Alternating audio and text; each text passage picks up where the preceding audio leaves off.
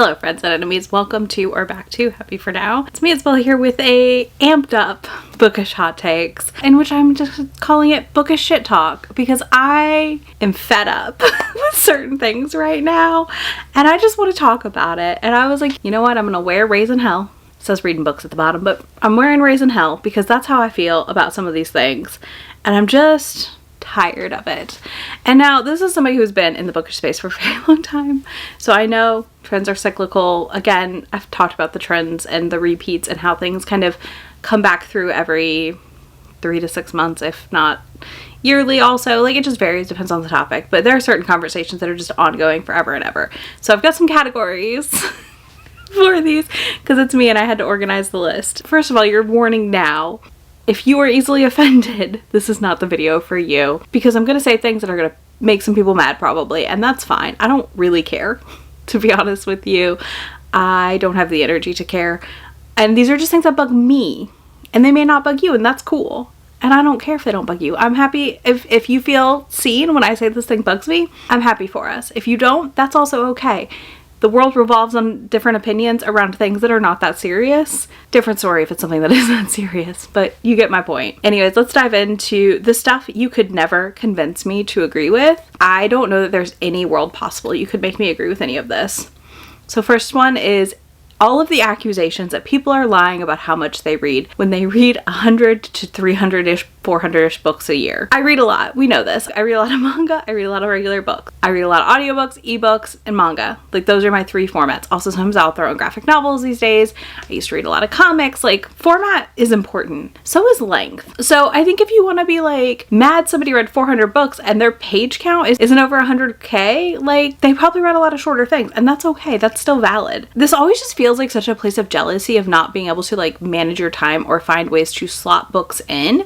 I understand if audiobooks don't work for you, that obviously is going to cut down your reading time, but like, how much TV are you watching? How much YouTube content are you watching? How much TikTok are you scrolling when you could have been reading? I'm just saying, maybe some of us do both, but maybe also some of us are just prioritizing our lives differently. I don't watch a ton of TV outside of with Grumps, so that gives me a lot of reading time. And the TV I do watch without him, I'm usually reading while it's on. I'm just saying, I'm usually reading while it's on instead of scrolling on my phone. That's the attempt. And listen, as someone with ADHD, I understand the jealousy of people's like impeccable time management and ability to like juggle things or keep a schedule, because I cannot. It does not happen over here. So like, I understand. And I am also jealous of those people. But like, that doesn't mean people are lying to you about how much they read. If that's literally your only hobby, my goodness. And you audiobook, sky's the limit. Sky's the limit. You're in outer space with your reading volume. The other one that you'll never get me to agree with is telling people how they should or shouldn't review a book. So the biggest pet peeve I have is when I've had people say this to me on videos, I've seen it on other people's things: you can't review this. Like, I don't believe or listen to DNF reviews, or that's not a valid review because you DNF'd it, or you only read so much of this book. No, flat out no. I get so much information from DNF reviews and negative reviews, which we'll talk about negative reviews next, because when someone says why they don't like a thing, sometimes I am able to go, oh, that's a thing I really like though. Like, I was reading some negative reviews for a book I'm reading right now because I was just curious to see how it was sitting in the ratings, because we're a little ways out from, no, it comes out early August. So I was like, let's see. And it was really split. And the things people were saying they didn't like, I was like, actually, I kind of dig that. So it set me up for better expectations of the book, because I was a little nervous I wouldn't like this book. But I'm actually more excited now from reading the negative reviews / DNF reviews. So on that note, negative reviews. I think this idea that reviewer spaces, one, in any capacity, need to cater to authors' feelings is ridiculous. This is a reviewer space. I welcome my author friends that watch my videos and watch my content. But I also know that we have a mutual respect here, right? Where I would like to think that y'all, if I'm saying like, hey, this is a low and your book's in it, you're not going to watch my video. You're not going to get offended if I don't like something in your book, because I'm a reviewer first and a reader in that way, not a author friend. And if I had to relate, like, you know, again, and I also try to be kind and constructive in most of my critiques. Sometimes it's just, this was really bad, and that's that. If that author messaged me and was like, hey, can you expand? Sure, fine. I'd also be like, hey, don't be creeping on people's reviews. But I feel like there's so many readers who are acting like negative reviews have no place and no value, and that critique isn't valuable. And I just think like there's value in critique always. We can critique a thing and love it. I have a deep love for certain, you know, Marvel and Star Wars stuff. I still have critiques for it. I still have issues with it, but I still love it. It's a huge part of things, something I love. Manga. There's a lot of manga I love, but I'm going to tell you flat out, these are the things that people are not going to like. I'm able to ignore it. It doesn't bug me, but it may bug you. And I try to give that context. Anyways, I just think people are overly taking an author's feelings into consideration and not the fact that like this isn't an author's space when it comes to negative reviews. And on that note, authors have places to get their critical reviews from, and that is their author spaces and paid reviews through Kirkus and other platforms that do that and are there to provide critique services basically via reviews. Again, they exist. It is not a bad thing to give a book a low rating. In fact, it can be very beneficial for curating and figuring out your taste when you read a book you don't like. I'm just saying, there's a lot of balance in reading and knowing what you're going to love or not love and how you have read books you didn't like to then navigate to your current tastes. Okay, let's talk about the things I ignore. Like, you could not pay me to respond to these people anymore. I mean, you could. It'd be a lot of money, though. I'm just saying it would be a lot of money because I'm sick of this argument. First up, audiobooks aren't reading. I just don't engage with these people anymore. I see them, I block them on platforms, and move on. Immediate block. If you are going to critique how people access books, whether that be audiobooks using mobility aids such as page turners, pillows, things like that, bye. Goodbye. I have no time for you. I don't want to be your friend. I don't want to be in your reader space. You're not for me at the end of the day. So again, I just don't engage. I block and move on. Same thing goes for people who are like, that doesn't count. That book doesn't count for your reading. That doesn't count for reading. That's not, you didn't read that. You just read this subgenre. And that is not the same as reading 100 books in a year or whatever books in a year. All I got for you is a book's a book, a book's a book, a book's a book. Read the damn books. Read what you want to read. Everything and anything counts when it comes to that, except for fanfic. Like, don't track your fanfic on Goodreads, but beyond the point. Same thing here with judging for disability aids. Judging people's font size on an e-reader. Now, I am, listen, caveat, I'm a little bit judging people who have like size 2 on their Kindle, because I feel like that's like smaller than some book print, but like, you do you. I'm happy for you if that's working for you, you know? But I use a larger size font on my Kindle. I've talked about it many times. Again, I have ADHD. Clicking and turning the page keeps me engaged in the book longer, and it tends to lock in my focus. So I like to keep my books at a larger font. Sometimes I adjust it up or down and bold this around and stuff like that too. But like, generally speaking, you're not catching me with my font under a size 10 on my e-reader. 2, I wear glasses. So these are a mobility aid, right? Because I don't have great vision. Well, keeping my Kindle at a larger size allows me to not squint at night or things like that when I'm reading, and that is part of it, and not have the e-reader right here. I can have it further out, and I like that. Obviously, I can read a smaller font with my glasses on, but if I don't have my glasses on in bed, I want the larger font. I don't know. I just think it's weird. I think it's weird to be like surprised at people's personal preferences for different fonts and different things. Sometimes I like the open dyslexic font. Sometimes I like other ones. It just varies on my mood and how my brain's functioning that day. The other people I am basically blocking and moving on from is separating the art from the artist, especially when that person is alive. I cannot handle these people who are trying to say that you can separate Lady Voldemort from her fictional books. You can't anymore. She's actively doing harm. What are you doing? What are you doing? Next one that I just block and ignore and move on from is anyone who makes weird, slighted remarks towards romance, whether that's judging people for reading romance exclusively, saying like, it's always the romance girlies that are the problem, and this, that, the other. I'm out. Because one thing I'm going to tell you right now is, yes, romance deserves critique. Romance should be critiqued. Romance is not the only genre that has authors who are problematic, but boy, are we loud about it when we find out that somebody is doing something terrible.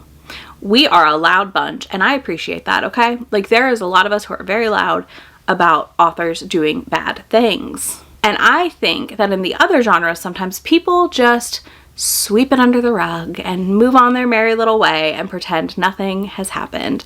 Because I know a lot about other dramas too. And again, I just think people do not hold each other accountable the same way the romance readers will. The same way the romance readers will attempt to educate each other. and things like that, because I see authors who had essay accusations on my book talk feed constantly from fantasy readers. Not the ones I follow, but like I'll get new people talking about them. I also know, I understand. I do understand. I cannot defend the romance readers who constantly say, I read this to turn my brain off. Because like, you can read to escape and turn your brain off, but how are you missing screaming red flags as far as an author's beliefs? Because that's concerning. Because I too like to read and escape into my books and into my romances and giggle and kick my feet and have a good time. But I notice when an author puts something in there that is a, oh no, we must pause what we're doing, and I need to go look into their social media stuff a little bit more. And has anyone else noticed this? And do that whole thing, because they put it in there. That's the thing. An author is pouring themselves into these books, and their shitty viewpoints will make their way in. The other thing I'm just like not engaging with is the like two things can be true people, because I feel like whenever there's a big argument on the bookish internet, there's one side and there's this side.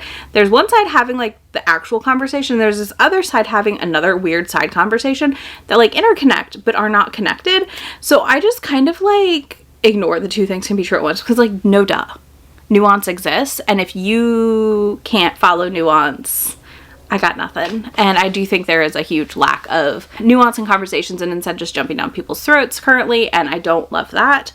I think there could be a lot to be said about having more long form conversations, but again, I don't know that people are able to have those conversations yet, is what I will say. The other thing I will just block now is any guy who is just like holding up ACOTAR or SJM book or Fourth Wing or any of those and reading it for engagement bait. I'm out. Like, I'm out. I have joked that I need to just like film Grumps at the gym and be like, have, you know, his headphones on and just pretend he's reading these books, because maybe he'd go viral. I would not do that to him. Oh my god, he would be miserable. But like, literally, that's what it feels like. It feels like it's that simple to go viral sometimes on book talk, because people just, for whatever reason, they believe them. And it's like, and it breaks my heart, because there are men who are in that community and join that community and are there to engage with books and the books they read and are really genuine and sweet and fantastic, but they're not all necessarily reading romance as a genre, which is okay. Like, they don't have to read romance. I'm not saying that. But I think like those guys then get forgotten in a weird way, and it just creates a weird, I don't like it. I just don't like it. So the last thing I no longer engage with or refuse to comment on at this point is, like, I'll call it out Romancelandia if it's a big one, but the people who just constantly comment, is book talk here on videos, or is are my book girlies here? Because stop it. Those people, in my opinion, the reason I don't engage also is, in my opinion, they are not part of the bookish community that I inhabit. Now, they are readers, I'm sure, and I'm not invalidating that, but I do not believe they are part of the same bookish community I am in community with, because they are commenting that on underage boys' photos and videos. They're commenting that to just get weird attention and be creepy with these people posting certain videos. And I understand that they're making a thirst trap or whatever video, but I think like that doesn't mean on this random video that is none of that you're commenting as book talk here is appropriate. Much less the harassment we've seen faced by people where this has happened in their comment section. So yeah, that group, those readers, not my community. That is not my community. So yeah, I just kind of ignore those people now. Let's talk about the trends I'm over. And I do mean over. First things first, it's the term overconsumption. Pause. Take a breath. I think this is one of those things where people learned about a thing, and have applied it to everything they see as someone buying things. I do think there's overconsumption in the bookish space. Do not get me wrong. I do think there is. I think there's this thing of like, I immediately have to have like what I have in my library. This is years and years in the making, right? And I think, you know, people have definitely seen that lately, because we're seeing a lot of reading down what I own and unhauls and things like that more and more this last year or so, I would say. But I don't think that makes every single thing overconsumption, because we don't know enough about a person's life through a camera to know what is over-consuming for them and what is not. That is, again, the same thing as like just making a lot of assumptions based on what you see on the screen and never having actually had a conversation with someone. And I'm not saying here also that you're wrong to side-eye someone or anyone who does a massive haul and then a giant unhaul two months later. and maybe some of those same books get unhauled, right? Absolutely. Judge as you want. I'm not saying don't. I'm just saying I don't think every single thing is overconsumption. That's all. But we also just remember consumption's kind of personal, and to some extent you just kind of don't know when you're watching their videos. You can make assumptions and guesses, but like I said, we just can't fully judge it. I mean, you can also judge like how many books a year does this person read? How many books are they buying? Yes, that makes sense. But again, I just think it's hard to like fully judge it based on the info we currently have as a viewer, generally speaking. Next is the entire idea that like full stop abandoning Amazon is in any way beneficial to indie authors that these people like claim to love and adore, because there are indie authors who do not have the means to leave Amazon and pay for the marketing they would need to do to leave Amazon. And there are readers who are only able to read because they can afford to pay for KU, or they get gifted it every year, and that is how they read their books, and that is the only way they read their books outside of the library. Like, that is their two choices. They read at the library or they read KU, right? They are not buying books. And that is an absolutely valid way to read. I read a ton from my library. I read a ton from KU. We know this. A lot of the new reads I read are ARCs. So I also have that privilege. So I just think it's really weird to judge, one, people for not fully divesting from Amazon, but two, also to assume that every indie author has the means to fully divest from Amazon and go wide, because I think there's a lot more work put into that than people realize, and I think it's a lot harder to sell people on trying you as a new author if you are not in some of these services. And not enough people, I would love for more people to have Kobo Plus. I want to try Kobo Plus, but not enough people are in Kobo Plus, like as a subscriber, I think, yet to make that transition. I think as we see more people divest from Kindles and getting the different Android devices, and as we watch them also get Kobo devices, I think we'll see more people try the service, and we will have more ability for authors to go wide. But again, the way the KU contract works and how authors get paid via that, sometimes that's just kind of the best option for them, and it's the lowest effort kind of situation. Again, I think people are more likely to check out a book and read on KU for a brand new author than pay 99 cents or $1.99. That's my hot take on that one. I also want to note the other pet peeve, I've talked about this before. You are never costing Amazon money when you read more than your subscription costs on KU. So it is a great thing to read enough Kindle Unlimited books to cost at least the cost or more than your subscription. It means more authors are getting paid, but you are never costing Amazon money when you do this, okay? You are not costing them money, so stop saying that. The trend that I see randomly whenever there are certain things going around where I get almost always a white lady, will say, with a bad tan, going, if you don't care about cancel culture like me and you just want to read, follow me, I'm here. Girl, blocked. Bye. You're just here for the vibes. Okay, bye. I don't want your reading taste. And inevitably they're holding up some book that you were like, that book? Really? That's the book? Okay. I block them and move on. But I'm just so over it. I'm like, you don't have to announce your presence. You don't have to announce you're leaving a channel. Like, just move on. It's fine. Your people will find you. Like, thank you for making it easier for me to know that you are not for me, but also, like, it's just annoying. This one is a weird one, and I don't know how to explain it fully, but we're gonna try. So I'm calling it like wishy-washy support for issues and also expecting everyone to know everything. This is a two-sided coin. I feel like there are people who, when it's a certain issue, that is all they care about, and they champion it, and I love that. But I also think you have to stop sometimes and look at other issues going on and be able to champion those too. Because I think a lot of things can be important to you at once. But then also at the same time, I sometimes see people like, how did you not know? And I want you to know, like, I will search authors sometimes before I read them.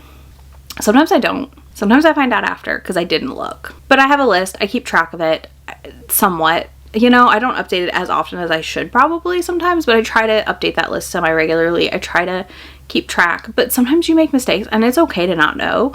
And it's okay to like gently call someone in and be like, hey, I don't know if you know this about XYZ author or that they did XYZ thing. And they can respond how they like. They can say, thank you so much, didn't know that. Or they might say, don't care. And that's fine. You have to leave it at that though. You know, I don't think we should waste our time attempting to convert people who have no interest in caring.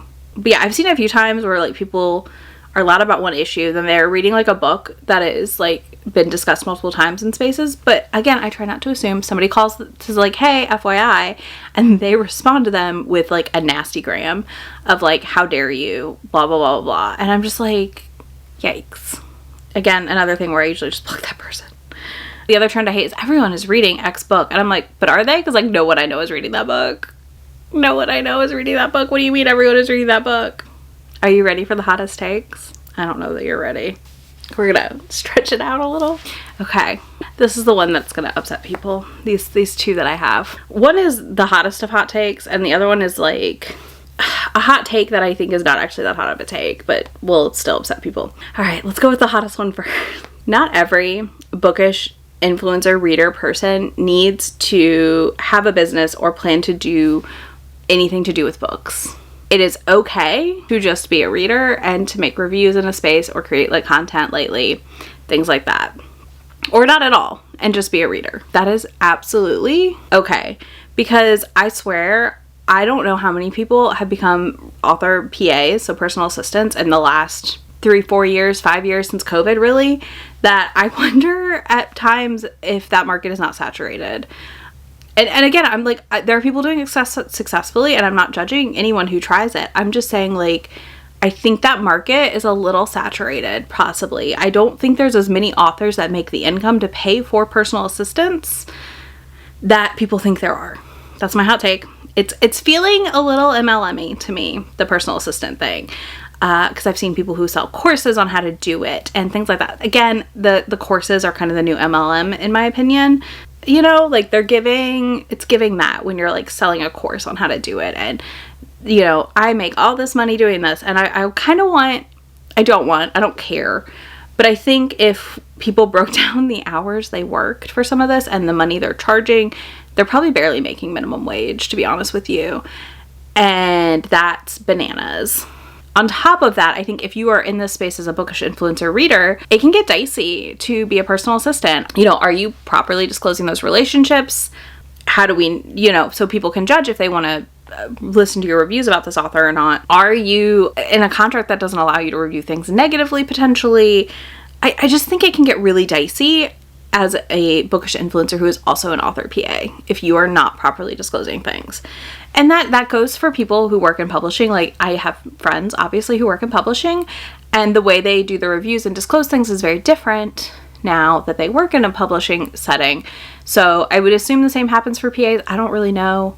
But I also feel like it just gets a little dicey because it's like your own business and you're doing all this stuff.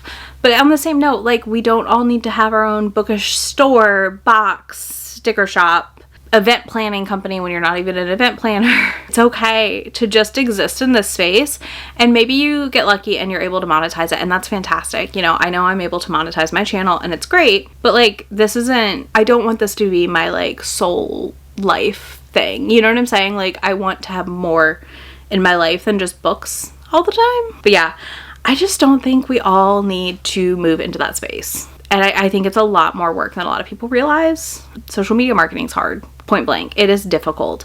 I have done it. It is difficult. I don't know. I think it's really interesting seeing this transition, though, where it seems like every other bookish influencer I find is a personal assistant, aspiring author, all these things. And again, I'm happy for you. But I think you have to realize that, like, when you step into those roles, it really is going to shift people's perception of you as a bookish influencer. And also it is potentially shifting what they will and won't take from you as a bookish influencer of sorts, so that they can make the judgment call appropriately, because you've got to disclose. You've got to disclose in all these situations. And disclosure is important, obviously. And I just think it can break some of the, like, trust and stuff that you've built with an audience. That's my hot take. But again, also the course thing, so MLM-y. I don't like it. All right, my other not what I would call hot take that I don't think is that hot of a take. I don't trust you if all you say when you read books is I turn my brain off to escape at this point, because every single time someone says I just turn my brain off to read romance, I just don't trust you. I don't trust your reviews. I don't trust your bookish opinions. I don't think you are engaging in any capacity with what you're reading beyond kicking your feet and giggling at the cute parts. And I don't know that you have the ability to curate something for me, like to give me a rec that would work without fail. That's my hot take. Like, I cannot. So what do I want more of in the bookish spaces is the real question. I want more of quite a few things. And I think this is interesting because, like, I think we all have different desires. I really love people talking candidly about their reading slumps.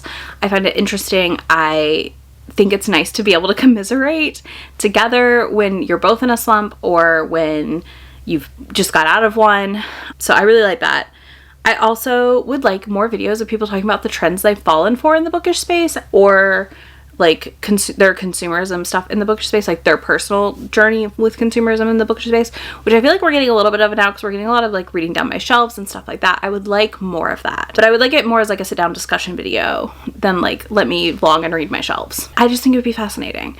Same thing, like, you know, this got really popular and I tried it and I hated it. I think that would be fascinating to see, like, or I loved it and this is why. Like, I just think that would be interesting. Like, I discovered a thing from this trend. I want more regular, boring vlogs. So I consider my vlogs semi-boring, but I'm okay with that because I think it's fun to watch other people living their normal, regular lives, because so much of vlogging and stuff contains these people living in these like mansions and just like really overly clean homes, like clean to the point of which I'm like, does anyone live in this house? And I don't like that. I like seeing real people. Like, that's one of the appeals to me on TikTok sometimes, is you get just regular people who have become influencers basically by chance. And I think that's really appealing. I think there's like an everyman thing about it, right? And it feels much more relatable to me than these like very bougie influencers. The other thing I want more of is people talking about how they've curated their reading tastes. You know, doing videos about books like, these are books I don't like and this is why, and this is why this like kind of opposite of that is my favorite, or something with similar tropes is my favorite and what worked here. Because I think one of the biggest issues in the bookish space, personally, is that, I guess this should have been in another section. Oh, well, it's going here. I feel like people are struggling on figuring out their reading taste. I know Jess Owens did a whole video about like read better books. And I agree, because I think people don't know how to pick a book. And I think it would be interesting for bookish influencers maybe to do some more videos around that. Like how they pick books, how they decide, you know, when a thing works here and it doesn't work there. Like, I think that could be really interesting to see. So feel free to run with that idea if you're a creator. I don't know if I'll do one or not. I might, who knows? But yeah, I just think people really struggle to know how to pick a book. And I think discussing that would be fascinating, especially if you are a creator, because again, I think people look to us for recs, and how do we find, you know, like how do we find our recs, which like I did that whole try chapter with my friends where we talked about how we find books, but also how do you decide what you want to read? You know, if you're going off cover vibes, what in the cover is pulling you in? And if you're going off summary and trope stuff, like what's pulling you in? And again, vice versa. I could love A Grumpy Sunshine and hate the next one I read. Like, it just really varies wildly on how I pick books and all that stuff. But yeah, I just think that's a huge issue in the space in general, because you'll see the people who are like, book talk lied to me. And it's like, no, you just don't know your reading tastes at all. So fascinating. Anyways, those are my bookish shit talk hot takes for you. I definitely probably could do one of these twice a year probably at this point, but we'll see. Maybe I'll come back later with another one. I would love to know your bookish shit talk down below, or hot takes, if you want to call it, whatever you want to call it. I would love to know yours down below. Obviously, do not name names down there. Keep it above board. But tell me your hot takes on this stuff. Things you agreed with me on, disagreed with me on, etc. I would love to know down there. And if you don't want to do any of that, you can leave me a skull emoji, because I got a skull on my shirt today and I'm raising hell. So fitting. You can do that down below. I will have links to be my friend anywhere on the internet that I am, and I will catch y'all in just a few days in my next video. Bye. Already packing, come with me. I'm not really asking. We'll get away to a place where we don't know. About to see the world in action, what we can be. Life with no distractions. We'll get away. This is what we waited